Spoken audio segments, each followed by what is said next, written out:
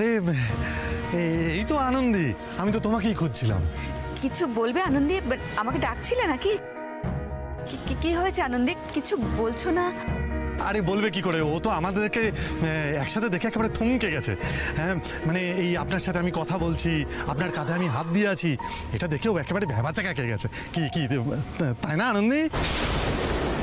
কি করছিস তুই সুন্দর? তুই এই মেয়েকে চিনিস না। ও যদি আমাদের কথার এক বর্ণ শুনে ফেলে তাহলে আমাদের গল্প এখানেই শেষ হয়ে যাবে।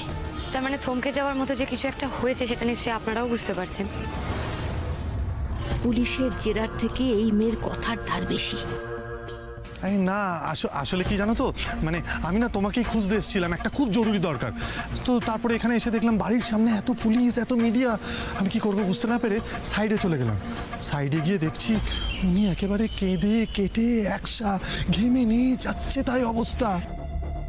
হ্যাঁ মানে ও যদি এসে না ধরতো না, আমি তো মাথা ঘুরে পড়েই যেতাম। এখন ঠিক আছেন তো মাসিমা? কি জানো তো মা, অনেকটা বয়স হয়েছে তো, অনেক স্মৃতি ভিড় করে আসে।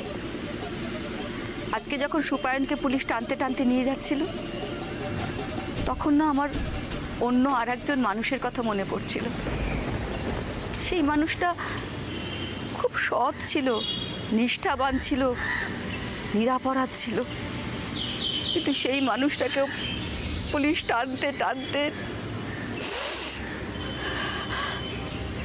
সমাজ, মিডিয়া এত অপমান করেছিল। সেই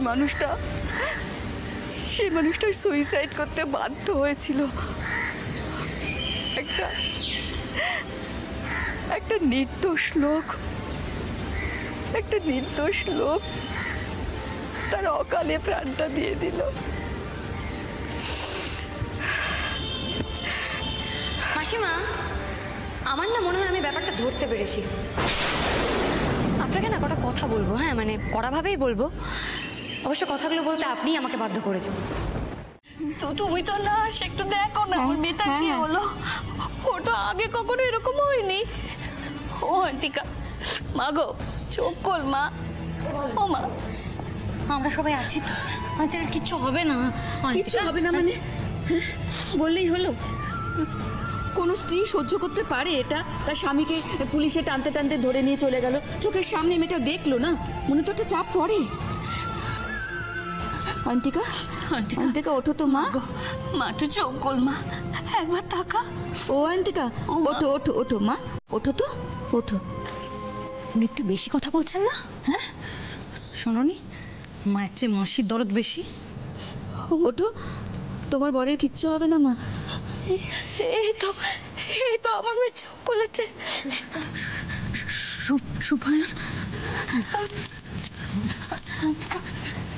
সুপায়ন, ওই দেখো এর মধ্যেও ঠিক ওর বরের কথাই ভেবে যাচ্ছে। ভয় পেও না মা, সুপায়ন ঠিক ফিরে আসবে, ওর কিচ্ছু হবে না। না অন্তিকা, সুপায়ন আর ফিরবে না। সুপায়ন যেটা করেছে তারপরে তুমি ওনার সাথে সম্পর্ক রাখবে, পুরো প্রশ্নই ওঠে না।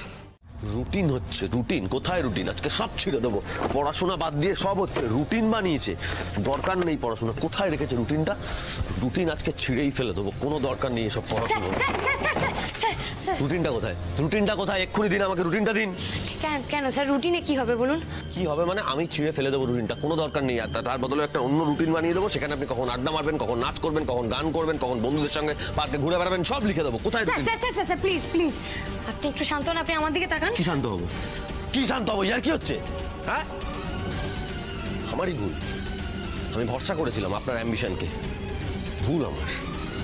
আপনি আমার স্বপ্নের উপর ভরসা করে ভুল করেননি স্যার। সময় চলে যাচ্ছে, সবাই সবটা সময় জানার আগে আমি সবাইকে সবটা জানাতে চাই। কোথায় রুটিনটা দিন আমাকে, রুটিনটা দিন তাড়াতাড়ি।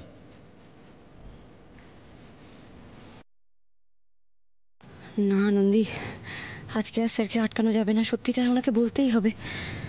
কিন্তু মানুষটা যে কষ্ট পাবে। রুটিনটা দিন। রাখুন তো আপনার পাওয়ারের কথা। এর আগে যখন ত্রিপাঠী ধরা পড়েছিল তখন তো আপনি ওকে বলেছিলেন ওকে ছাড়াবেন, ছাড়িয়েছিলেন ওকে। আর আপনি কি চাইছেন যে আমি জেলে পচে মরবো? সুপায়ন, তোমার কি মাথা খারাপ হয়ে গেছে? এই কথাগুলো বলতে তুমি পুলিশ দিয়ে আমায় ডাকিয়ে আনলে? শোনো, একবার অনি যদি জানতে পারে। অনি অনি অনি, সারাক্ষণ শুধু অনি। ম্যাডাম, ডক্টর অনিরুদ্ধ লাহিড়ী বলাটা আপনি অভ্যেস করে ফেলুন। আপনার অনি কিন্তু এখন তার ওনার সঙ্গে, মানে ওনার দিকে বেশি নজর রাখছে। আপনার পাতা কেটে গেছে, 2 পয়সার ভাও দেয় না আপনাকে। সুপায়ন, তুমি তো মাত্রা ছাড়িয়ে যাচ্ছ। হ্যাঁ, ছাড়াচ্ছি তো মাত্রা। কি করবেন আপনি? আপনি আমাকে এখান থেকে ছাড়াবেন না। একটা কথা আপনি মনে রাখবেন ম্যাডাম, আমি না বাঁচলে কিন্তু আপনিও বাঁচবেন না। ভয় দেখাচ্ছ? কেন ম্যাডাম, আপনি এখনো ভয় পাননি? হ্যাঁ, আমি তো আপনাকে ভয় দেখাচ্ছি। একটা কথা কিন্তু আপনি ভুলে যাবেন না ম্যাডাম, আনন্দী কিন্তু জেনে গেছে যে আমার সঙ্গে আরেকজন ছিল। ও কিন্তু কেঁচো খুঁড়ে বার করবে। সেই সুযোগে আমি যদি ওর কানে তুলে দেই যে আসল কেউটে আপনি, তখন কি হবে?